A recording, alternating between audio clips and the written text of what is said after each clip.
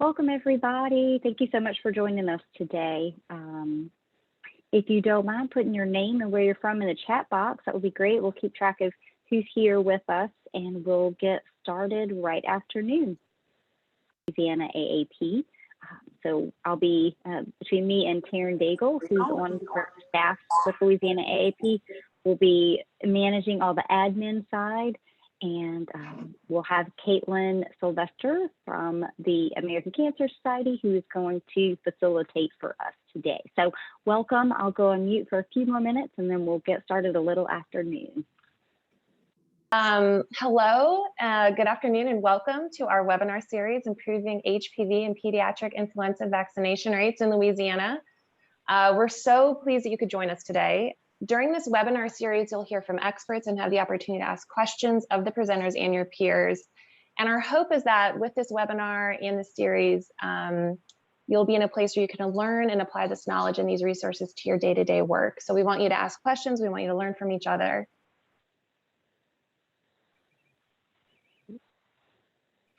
So this is just a quick overview of our agenda. Housekeeping is going to take just a couple of minutes.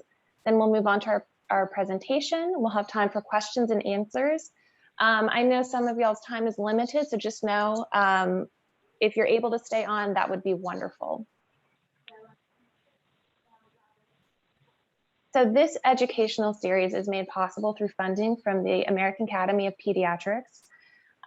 This is brought to you by the following partners: Louisiana Office of Public Health Immunization Program, the American Cancer Society, the Bureau of Family Health, School-Based Health Centers, Shots for Tots Coalition, the Louisiana AHEC, the LSU Health Science Center Dental Program, and the Louisiana Primary Care Association. Excuse me, it's the Southeast Louisiana AHEC. And just so you know about our educational credits, so the Louisiana chapter of AAP is accredited by the Louisiana State Medical Society to provide continuing medical education for physicians.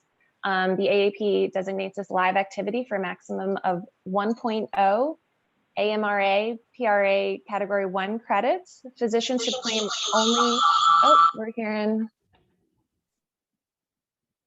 Okay, so physicians should claim only the credit with the extent of their participation in this activity, and nursing CEs are pending approval. All improving HPV and pediatric influenza vaccination rates in Louisiana, planning committee members have nothing to disclose. Just so you're all aware, this session is being recorded for educational purposes. So like I said, if you need to jump off, know that there will be a recording. A video of this presentation will be shared following the presentation.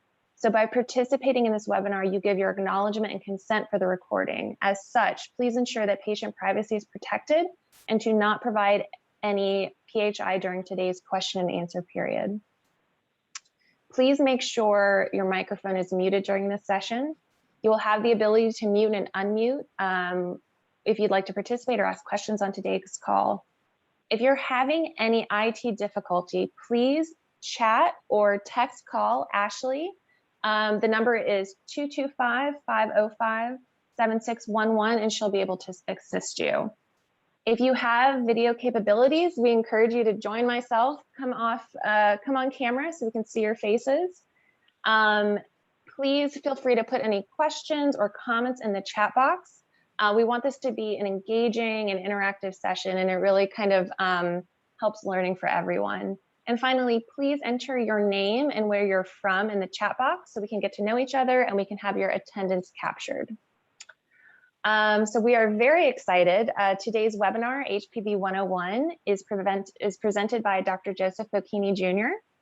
Dr. Bocchini received his medical degree from St. Louis University School of Medicine and completed a pediatric residency at the University of Connecticut, as well as a fellowship in pediatric infectious disease at Johns Hopkins.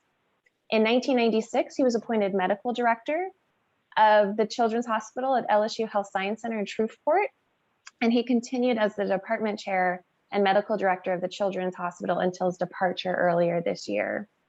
Dr. Bocchini is a member of more than a dozen professional societies and organizations, many of which have recognized him for his work in the field of pediatrics. He is currently serving as a national president of the National Foundation of Infectious Diseases. In August 2019, he was honored by his he was honored by his selection as the Master Pediatrician by the Louisiana chapter of the Academy of Pediatrics. This award recognized his years of contributions to the health and welfare of the children of Louisiana through his patient care and child advocacy while educating and serving as an outstanding role model to students and young physicians. So with that, I'll now turn it over to Dr. Bocchini. Feel free to start whenever you're ready.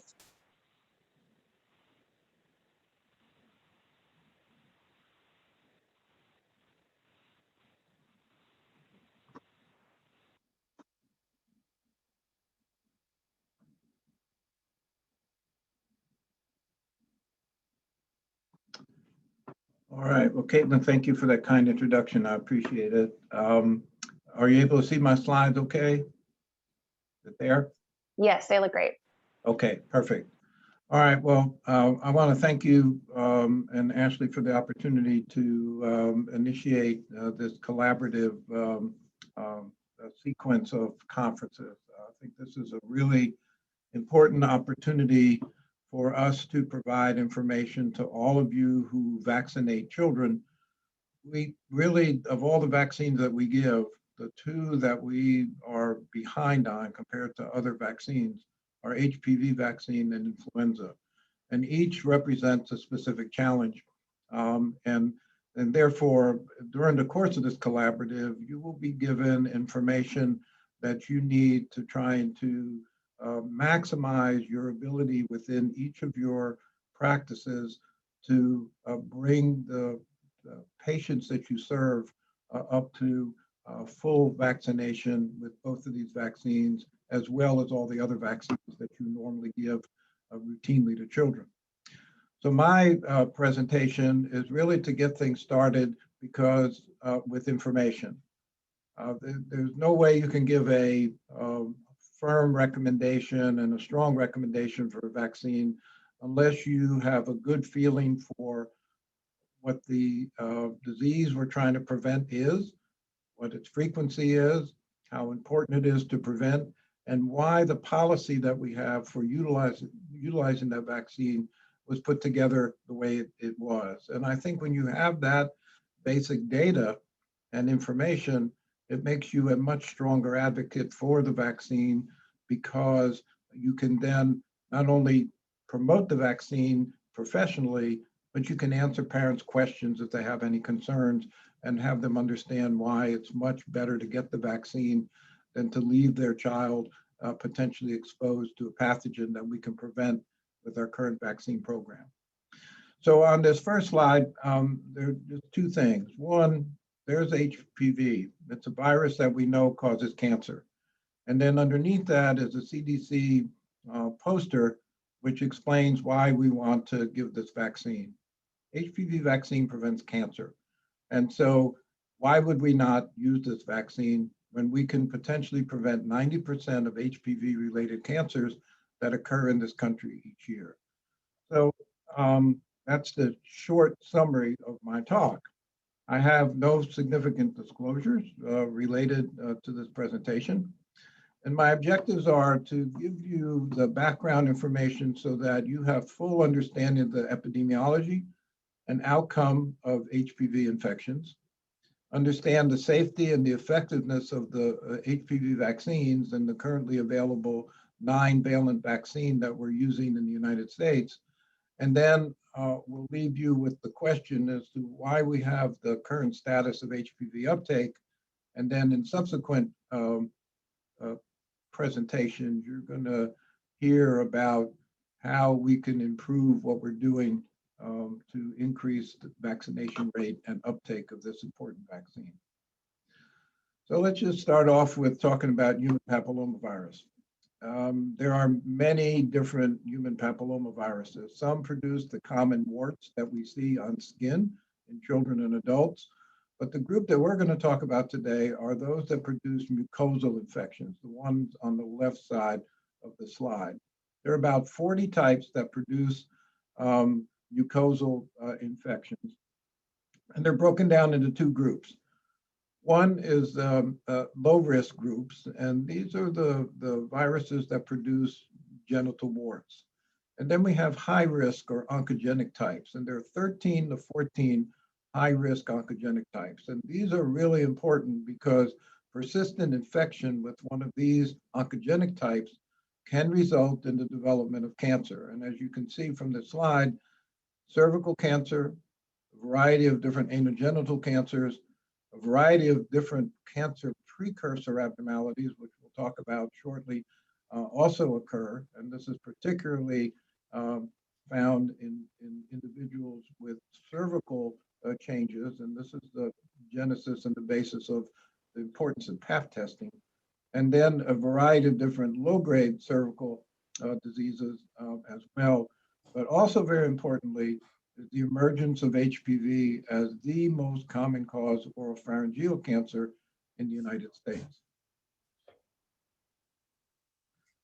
So the human papillomavirus is the most common sexually transmitted infection in the United States and around the world. Before the introduction of the first human papillomavirus vaccine, there were 14 million new infections with HPV in the United States each year. And because of persistence of infection, almost 80 million people with active HPV infections. Highest prevalence is among sexually active adolescents and adults. And the first infection occurs very soon after the onset of sexual activity, and transmission of HPV can occur with any skin to skin or skin to mucous membrane intimate contact. So there are a variety of activities that adolescents begin to experiment with that could lead to transmission of HPV even before they've initiated intercourse. Lifetime risk of acquiring HPV is 80%. So virtually 80% of us have had at least one HPV infection and potentially infection with multiple different types. This slide just shows some data from a early NHANES study. This is the National Health and Nutrition Examination Survey in preparation for the licensure of HPV vaccine. Girls and women were asked to take a self-collected vaginal swab to look for evidence of HPV serotype infection. As you can see from the encircled area, in girls 14 to 19 years of age, these are children that we see in our clinics every day, a little over 20% were already infected with a low-risk type of HPV. And again, a little higher percentage were infected with a high-risk type. So you can see that by 19 years of age, a significant portion of the population has already been infected with one or more HPV types. You can see that the peak incidence is 20 to 24 years of age, but then throughout the full age group of this study out to age 59, you can see a high percentage of infected individuals. Now, most HPV infections are asymptomatic, and most people will eradicate that type 70% within the first year following infection, 90% by over 2 years. But those individuals who have persistent infection and with oncogenic types, the cancer-producing high-risk types, will potentially have progression of the infection, whereas you can see from the cartoon insert here, you have increasing abnormalities of cells as the virus continues to replicate, leading to more disorganized replication of those cells and ultimately leading to cancer. And you can see that as this progresses, there's increasing abnormalities of the cells, which are characterized on pathology as cervical intraepithelial neoplasia, and based on severity, type 1, 2, and 3, leading to invasive cancer. Now, some of these lesions will regress and return, the cells will return to normal, and the infection will resolve. But in other cases, it continues to progress.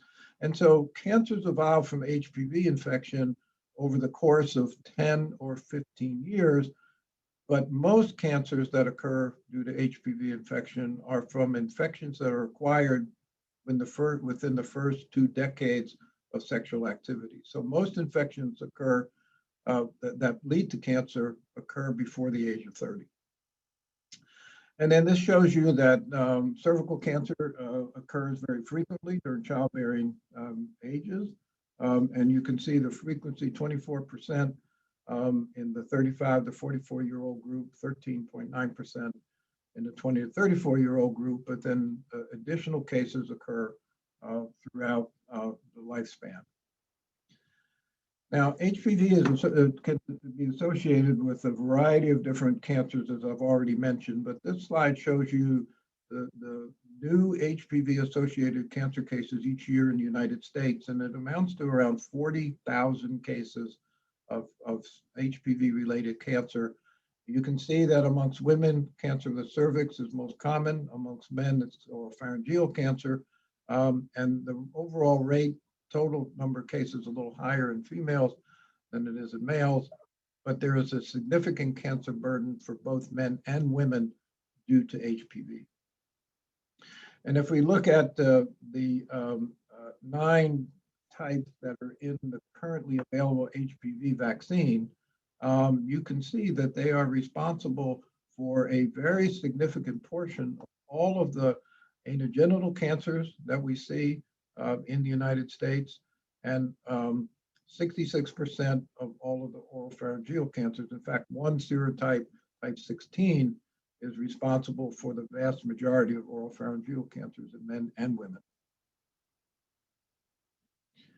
And then this just shows you the total number of cases that are probably caused by the nine types in the vaccine. So that it is entirely possible that up to 32,000 of all of those cases of HPV-related cancer could potentially be prevented by the currently available vaccine. And as I mentioned earlier, there has been a remarkable increase in the rate of oropharyngeal cancer in men and some increase in women due to HPV, and that's shown on the left side of the slide. On the right side, in this article from 2011, it was predicted that oropharyngeal cancer would become the most common type of HPV-related cancer, and that by 2030, it would be the most common head and neck cancer. Well, we've achieved that, unfortunately, that milestone long before it was predicted. It already now is the most common head and neck cancer, and very important for both men and women. And then, as I alluded to in the prior slide, in addition to cervical cancer cases, and still in the United States, in spite of having a very significant system and recommendations for PAP testing and periodic screening of women, there are still approximately 4,000 cases of cervical cancer diagnosed each year in the United States. 4,000 deaths and over 10,000 cases diagnosed each year in the United States. But in addition to that, HPV-related cervical abnormalities like the CIN2 and 3, there are over 300,000 cases each year, and many of these cases require surgical intervention to prevent extension of these lesions, as well as remove HPV-infected cells. There is no medical treatment of HPV infection. It requires surgical excision of abnormal cells to control the spread of abnormal cells from HPV. So this represents a significant burden on women who have these pre-cancer lesions and must undergo procedures to attempt to eradicate the infection before cancer develops. In addition, over 300,000 cases of genital warts occur in the United States each year. These are individuals who seek medical care for genital warts in the United States. So there's a remarkable burden of disease due to HPV that potentially can be prevented by using this vaccine. The incidence of cervical cancer varies from state to state, but you can see in the Southeast, we are in the area where cervical cancer rates are highest in the country. And so it's an additional reason why we should be aggressive in the state of Louisiana and making sure all of our adolescents are immunized at the appropriate time to prevent them from acquiring disease before they get vaccinated. So the message is clear. HPV vaccine is cancer prevention. The development of this vaccine was entirely based on the ability to, or the potential ability to reduce the cancer burden due to HPV. These vaccines are pretty remarkable. This is each of the serotypes that is in the vaccine is made up by the major capsid protein of the virus. This is the antigenic protein that leads to a strong antibody response that prevents infection with the different serotypes. The vaccines contain no genetic material, and actually the expression of this protein that is put into the vaccine uses recombinant DNA technology, the same technology that's used to create the hepatitis B vaccine. But interestingly, in the laboratory, the L1 protein can be made to self-assemble into this, what's called a viral-like particle, which is shaped and looks just like the virus to the immune system, and yet it can't replicate because it has no genetic material, but it appears that it's a very strong developer of an immune response, or recognized by the immune response to produce a strong antibody response. And we know from ongoing studies that once that virtually 99+% of individuals who receive this vaccine respond, they develop a strong immune response. And with ongoing studies, that protection that's associated with the vaccine lasts for at least 12 years. And with ongoing studies, it looks like this vaccine is going to be a lot like hepatitis B vaccine with prolonged protection. So the question of whether we need boosters or not is still open. But right now, it looks like we're going to have very long-term protection from the primary series of a full series of vaccine.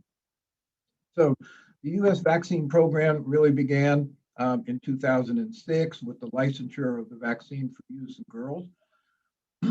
The boys were added based on reaching endpoints in clinical studies that showed protection against precancerous endpoints in boys and men.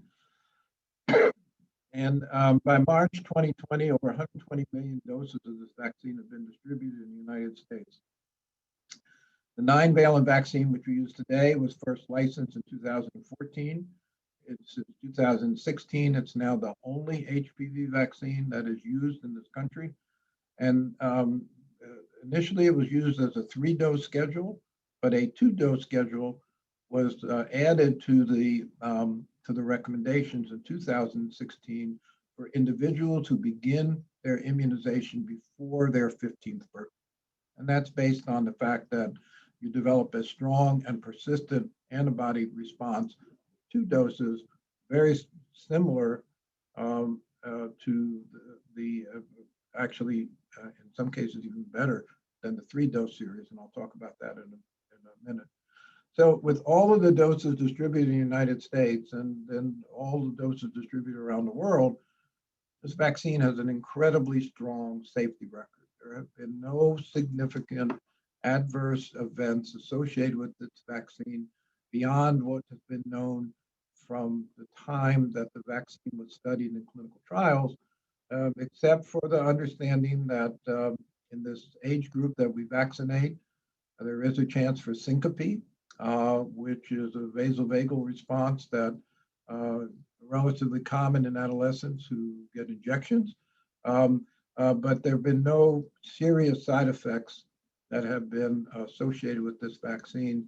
The main issues are what we would expect with an injection: local pain and discomfort, and maybe some non-specific myalgias for a few days after immunization received.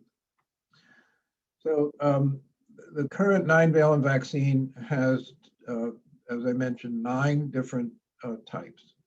Type 6 and 11, which are responsible for 90% of genital warts. And then these next 7 oncogenic types, these are the high-risk types. And 16 and 18 are the ones that are most commonly associated with all of the cancers that I mentioned. About 70% of HPV-related cancers in the US are caused by these two serotypes. The next 5 are responsible for an additional 20%. So with the use of this vaccine and the high response rate, over 99% of individuals who receive the vaccine respond to all 9 types, we have the potential to reduce the number of HPV-related cancers in this country by 90%. That's pretty remarkable for the ability to change the lives of both men and women in the United States with a 2-dose series of vaccine. So the routine recommendation for the use of the vaccine is to give all adolescents or pre-adolescents this vaccine at 11 to 12 years of age. You can start as early as 9 years of age.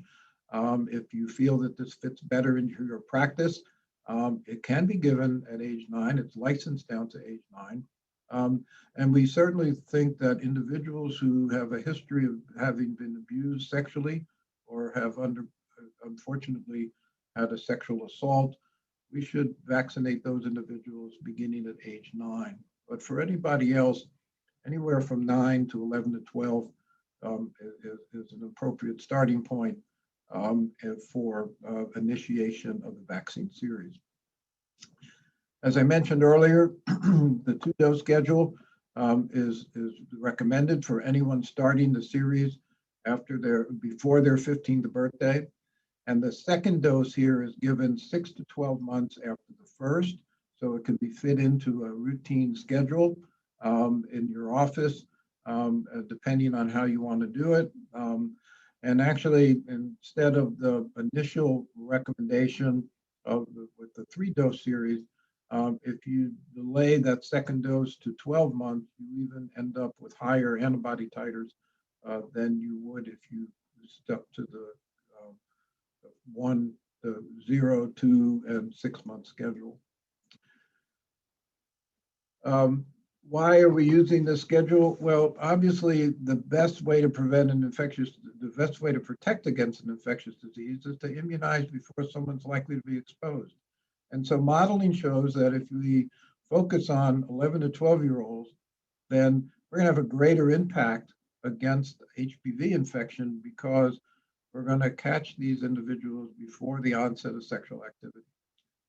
As I mentioned, the antibody response is very strong in young children. And in fact, for 11 to 15-year-olds, it's even higher than in the group 16 and 26-year-olds that have been shown to have remarkable protection after they've received the vaccine. We know protection persists for a long time. And then we also give a couple of other vaccines at 11 to 12 years of age, so we can fit this into our routine so-called adolescent platform. And so we have one vaccine visit to initiate HPV vaccine while we give the other vaccines that are recommended in this age group. So I mentioned earlier that the incidence of cancer related to a HPV infection, the likelihood of cancer is going to develop over time. So when we started the immunization program with HPV vaccine, we wanted to look at what the effect was of the vaccine. So we started looking at 3 separate ways to monitor the impact of the use of the vaccine.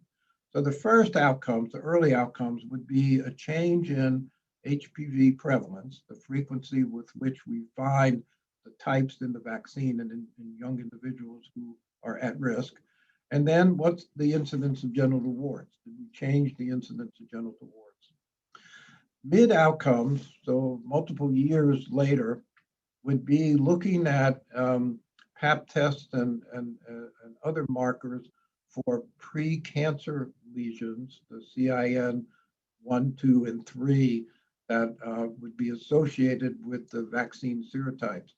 And then the late outcome would be an actual reduction in HPV-associated cancers, which we did not expect to see for 15 to 20 years after initiation of the vaccine vaccine program. So obviously from this slide, what we're trying to do by vaccinating before infection, we would eliminate a number of these genital infections, eliminate persistent infection that would lead to cervical precancers, and then cervical cancer. So that's the ultimate goal for our program. But we would, as I said, we expected that it would take some years to achieve some of these markers of effectiveness. Well, here's where we are now. A number of countries have initiated HPV vaccination programs, and some have been more successful than others in terms of the percentage of adolescents who have received the vaccine. However, here are some of the results that are all pretty exciting. Evidence of population impact. This is a reduction in genital warts and in prevalence of vaccine serotypes. So vaccine prevalence, prevalence of vaccine types been decreased, a remarkable decrease has been shown in Australia, Norway, Denmark, Sweden, United Kingdom, and United States. These are published articles. Genital warts, you can see a large number of countries, the same drop in genital warts, including the United States again. And then these precancerous intraepithelial lesions, Australia, British Columbia, Denmark, Sweden, and the United States have all published articles which have shown a significant reduction in precancerous lesions due to serotypes that are in the vaccine. And then I just want to show you the NHANES study that I showed you at the outset in terms of prevalence. There have been repeated NHANES studies, again in 2009 and 12 and 11 and 14. And if we compare the rates of the 4 viruses that were in the initial quadrivalent vaccine, 6, 11, 16, and 18, you can see that in the age groups that were to be vaccinated, 14 and 19-year-olds, been a 71 decrease in prevalence from pre-vaccine era to 2014 in the 4 serotypes.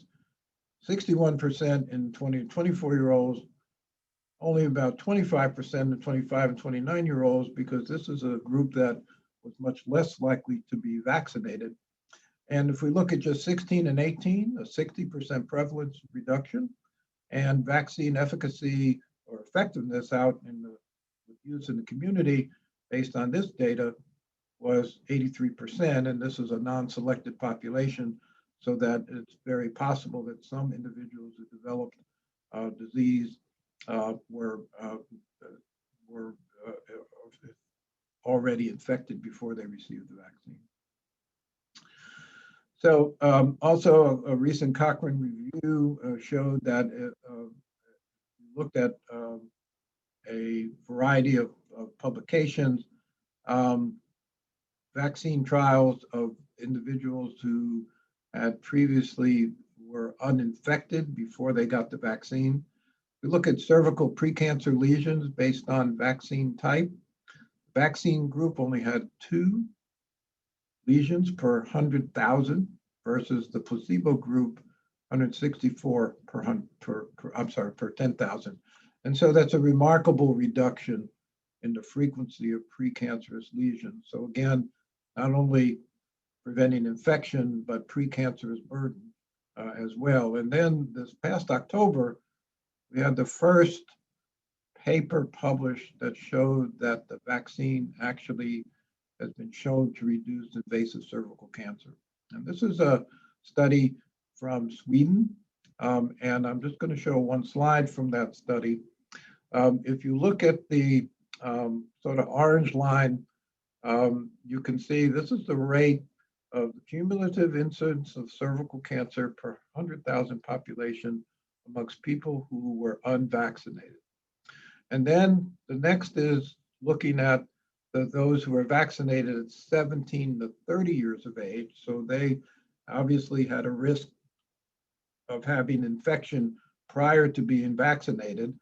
You see some protection, but not complete protection. But the green broken line, these are people who were vaccinated at less than 17 years of age. So you can see 88% drop if individuals who were vaccinated before the age of 17 in the number of invasive cancer cases. So we now have definitive evidence of how protective the HPV vaccines are against not only infection, pre-cervical lesions, but actually reducing the rate of cervical cancer.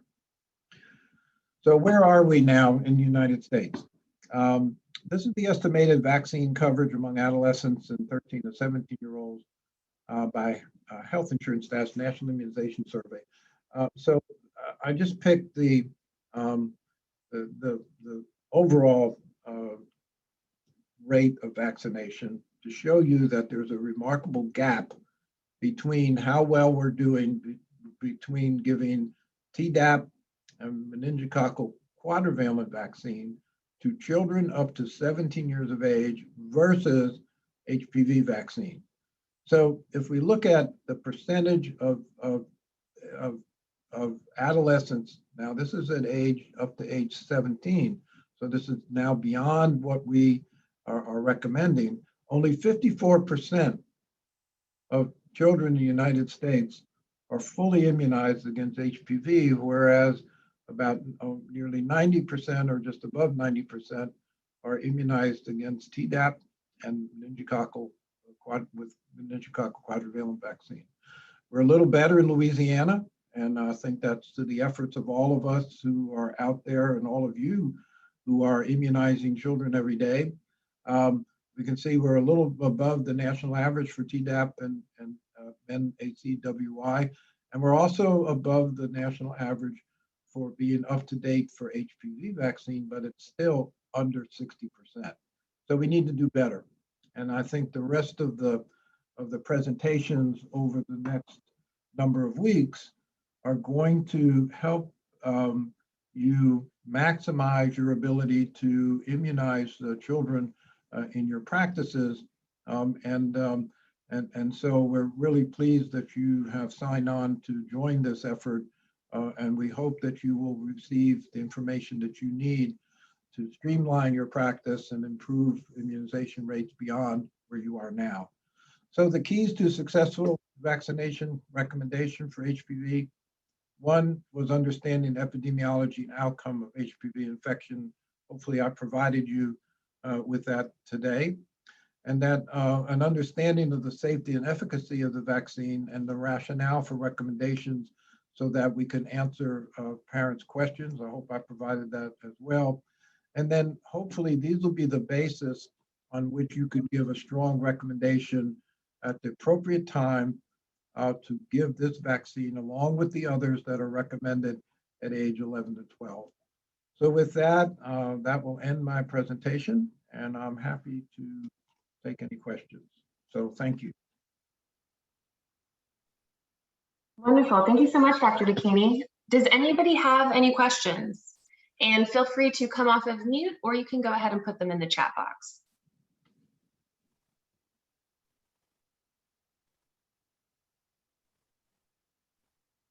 And just as a reminder, if you haven't already, please put your name and your location in the chat so we're able to record your attendance today. So I'll kick us off. I think usually the first question is the hardest one to get people going. Dr. Bocchini, we have a wide variety of participants today. So we've got some nurses, some school-based health clinic staff and nurses, physicians, parent advocates, folks from the dental community. What would you say as a starting point, since some of those are not direct immunizers, but what are your top things that they can do to help kind of move the needle when it comes to HPV immunization? Well, I think if you're in a group that's not an immunizer, but you're taking care of young adolescents, it's always good to, when you have that opportunity to speak with them and their parents, to encourage vaccination on schedule. And so whatever role that you play in the management of adolescents, you do have the opportunity to talk about vaccines and the importance of getting vaccinated on schedule. I think that's the key. I think when we talk about vaccinating children 11 to 12, but then look at what the percentage is vaccinated at age 17. That's only part of the answer. We want them vaccinated at age 11 to 12 so that we get the best protection. So I think anybody that's taking care of adolescents, whatever the area is in healthcare, you have an opportunity to talk to parents and adolescents and promote the use of vaccines for their protection. Great, thank you. Do we have any other questions?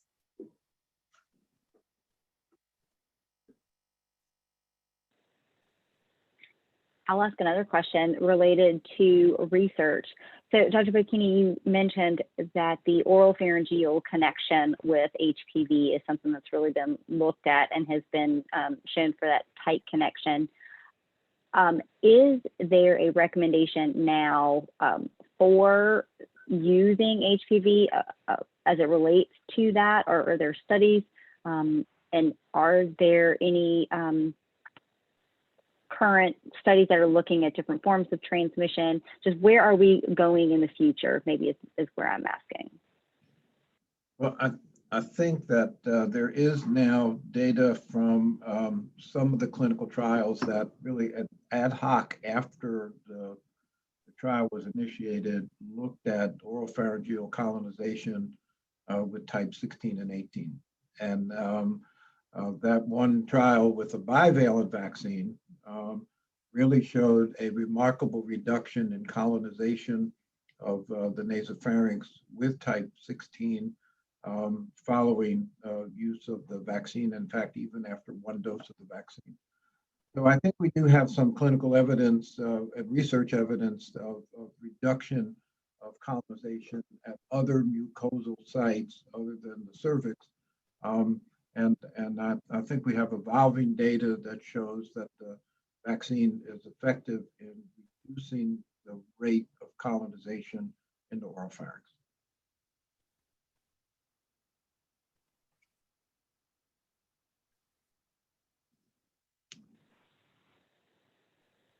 Okay, well, I think we're at 12:45, so that unless we have any other questions, we'll go ahead and move ahead. So thank you all for joining us today.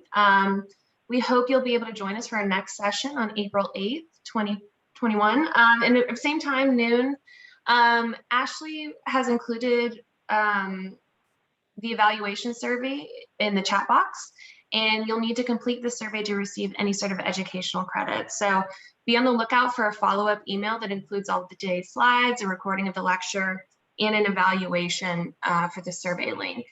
And with that, Ashley, I don't know if you have anything you want to add, but thank you guys so much. Thank you, Dr. Bocchini, for such a wonderful presentation, and have a great rest of your day.